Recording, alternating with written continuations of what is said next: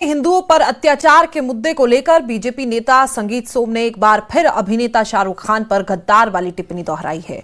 शाहरुख की team Kolkata night Riders के Bangladeshi cricketer Mustafizur Rahman को खरीदने को लेकर विवाद इतना बढ़ गया कि क्रिकेट से निकलकर यह विवाद अब राजनीतिक और धार्मिक ध्रुवीकरण की तरफ बढ़ गया है। इस खास रिपोर्ट में देखिए।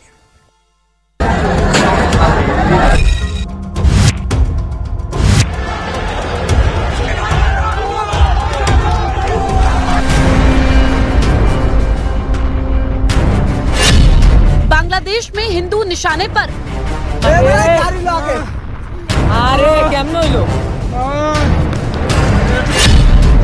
भारत में टारगेट पर शाहरुख खान।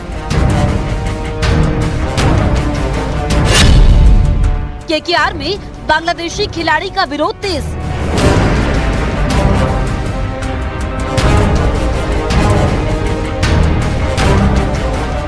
बांग्लादेश में हिंदुओं पर हो रहे अत्याचारों के बीच आईपीएल 2026 के लिए कोलकाता नाइट राइडर्स के बांग्लादेशी क्रिकेटर मुस्तफिजुर रहमान को खरीदे जाने को लेकर उठा विवाद बढ़ता ही जा रहा है। बीजेपी नेता संगीत सोम ने अपने पुराने बयान को दोहराते हुए एक बार फिर शाहरुख खान पर तीखा हमला बोला और उन्हें गद्दार करार दिया। संगीत सोम ने कहा कि बांग्लादेश में हिंदुओं पर हमले हो रहे हैं और भारत विरोधी नारे लग रहे हैं। इसके बावजूद वहां के खिलाड़ी को करोड़ों में खरीदना देश भावना के खिलाफ है। हालांकि उनकी खुद की पार्टी इस मामले में उनके साथ खड़ी नहीं दिख रही है। बहुत सी चीजें हो रही है जो यहाँ तक पता भी नहीं चल रही है। वहाँ भारत विरोधी नारे लगाए जा रहे हैं, भारत के प्रधानमंत्री को गाली दी जा रही है। उसके बावजूद शाहरुख खान जैसे गद्दार लोग, मैं इन्हें गद्दार इसलिए कह रहा हूँ कि इनके पास जो भी है आज भारत का दिया हुआ है, भारत की जनता का दिया हुआ है, लेकिन ये पैसा लगाते हैं कहाँ? जो देश भारत के खिलाफ काम कर रहा है उसके खिलाड़ी पे पैसा लगाएंगे, रहमान जैसे खिलाड़ी पे लगाएंगे। मैं शाहरुख खान जैसे लोगों को कहना चाहता हूं कि वो कामयाब नहीं हो पाएंगे इसमें, किसी भी कीमत पे वो यहाँ रहमान को खिला नहीं पाएंगे, ये एयरपोर्ट पार नहीं करा पाएंगे, एयरपोर्ट से बाहर कदम नहीं रख पाएगा रहमान। राष्ट्रद्रोही तक आपने उनको कहा है। मैं तो कह रहा हूँ देशद्रोही हैं ये लोग, शाहरुख खान जैसे लोग देशद्रोही हैं और ये खाते भारत का है और गुण गाते हैं पाकिस्तान और बांग्लादेश के। किसी की राष्ट्रवाद के ऊपर, किसी की राष्ट्रीयता के ऊपर किसी को अधिकार नहीं प्रश्न उठाने का। शाहरुख खान के राष्ट्रवाद पर कोई प्रश्न नहीं है। किसी की कोई निजी राय हो सकती है हो, परंतु बांग्लादेश के जो खिलाड़ी को खिलाने की बात है, खेल और राजनीति को आपस में मिलाना चाहिए। हालांकि सोम के समर्थन में खड़े होने वालों की भी कमी नहीं। कई हिंदू संगठन और संत संगीत सोम के समर्थन में खुलकर बयान दे रहे हैं।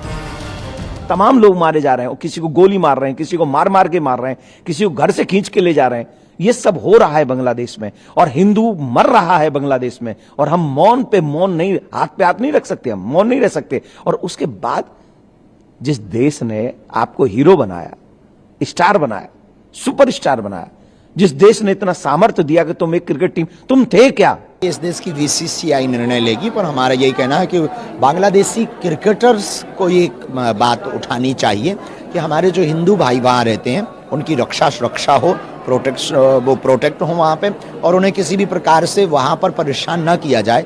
उनका भी ये दायित्व बनता है। खेल खेल है, खेल में नियम नहीं होते, खेल के अपने नियम होते हैं और खेल पर कोई ऐसा लागू नहीं होता है। पर हम खेल के साथ ये कहेंगे कि राष्ट्र के लिए और समाज के लिए वो कुछ बोलें तो दुर्भाग्यपूर्ण है, वो तो करेंगे ही। कोई हीरो नहीं है। शाहरुख खान का चरित्र क्या है?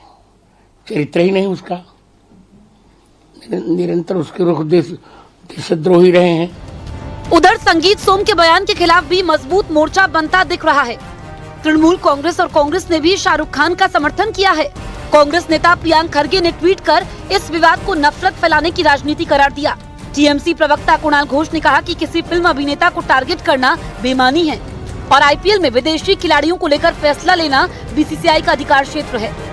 हम डायरेक्टली कोई कमेंट नहीं करना चाहता हूं, लेकिन जो हिंसा हो रहा है उसमें दीपू दास जैसा हिंदू, उसका मौत हो गया है, आयशा और उसका बहन, तो बच्ची, मुस्लिम बच्ची, उनको भी जिंदा जलाया गया है। तो हम पूरा इसका कंडेम कर रहा है, निंदा कर रहा है, लेकिन अगर कोई एक्शन लेना है वो तो सेंट्रल गवर्नमेंट को जुरिस्डिक्शन में है।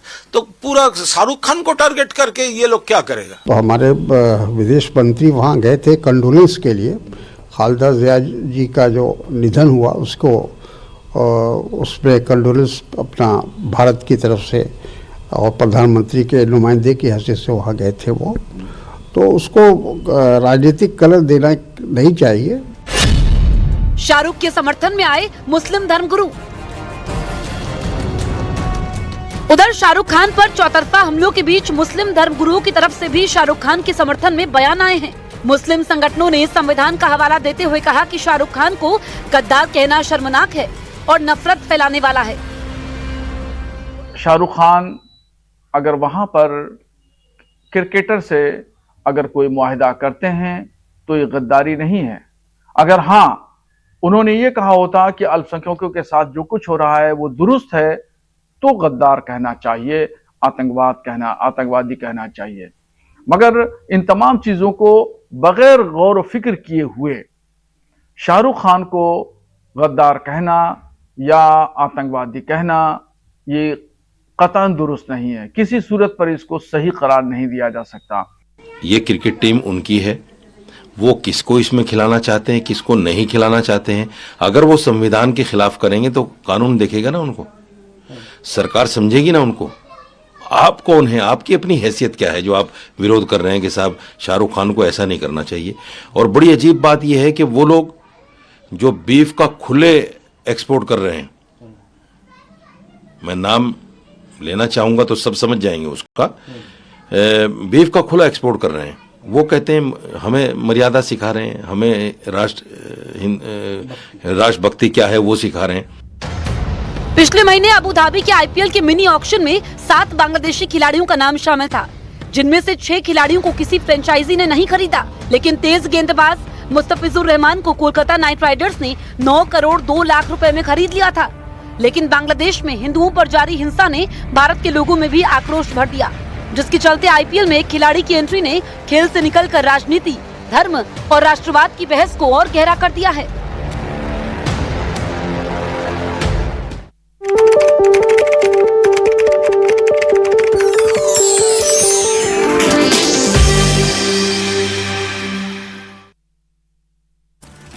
किश्तवाड़ के दक्षिण इलाके में गैस सिलेंडर में हुआ धमाका, स्थानीय लोगों में दहशत का माहौल।